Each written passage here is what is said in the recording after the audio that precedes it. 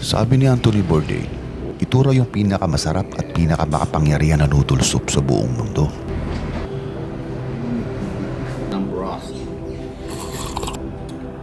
Pero bakit hindi ito pinag-uusapan sa Davao? Detma? O sadyang wala lang talagang alam mga taga Davao? Ngayon, alamin natin. Di ako alis dito hanggang di ko malalaman yung totoo. There goes my Bon Bouvet, ladies and gentlemen. Oh yeah. Ilang taon ako pupunta sa resto bar na to. 4 na magkakaibang lokasyon na mula noong 2018. Itong lokasyon ngayon lalong mas mahirap mahanap. Look at those glistening, red glistening beef fats. Good. Lumiyoy. You can really feel some Vietnam thing going on. Init.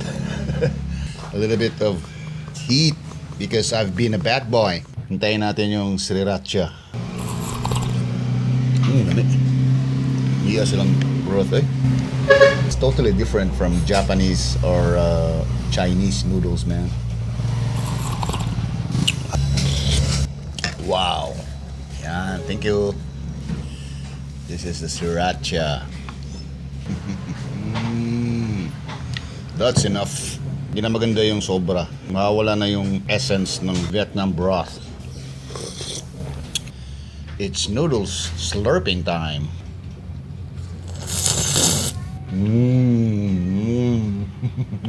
I'm happy again. Hindi pa rin siya ng Vietnam noodles. As far as I'm concerned, is yung herbs nila. Iba kasi yung ingredients ng Chinese tsaka ng Japanese. This one is mixed with the different kinds of herbs. I don't know exactly what kind, but this one is cilantro. Ano kaya magandang pares dito, no? Some Coca-Cola.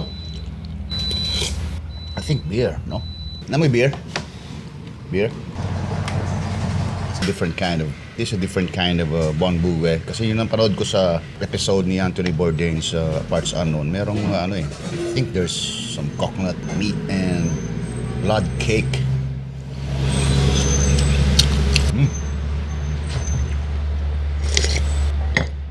Ano pagka Pinoy na ito I'm pretty sure masasarapan talaga kayo nito.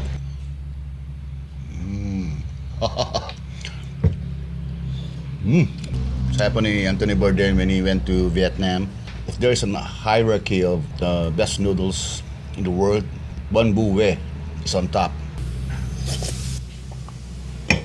Namoy tissue, ma'am? Do you have any tissue paper or something? Noodles and cabbage and some herbs, spring onions, white onions, cilantro. The road to happiness and wisdom. Namoy Coca-Cola? Wala kayo? Water na lang. Meron kayo water? Please.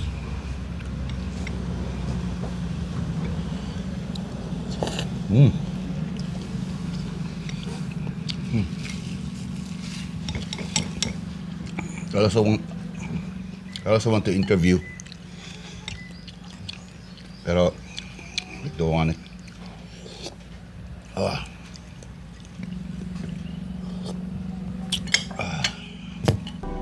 They're busy or something. Di mo talagang makikita kung di mo hahanapin. Walang hype, walang pila. Isang tahimik na lugar. Hindi madaling hanapin tong lugar na to. Pero kung ganito ang kakainin mo, sulit ang lakad mo. Hindi ko sasabihin ito ang number 1 sa mundo. Pero ito lang masasabi ko sa'yo. Kapag natikman mo to, hindi mo basta-basta makakalimutan. Promise.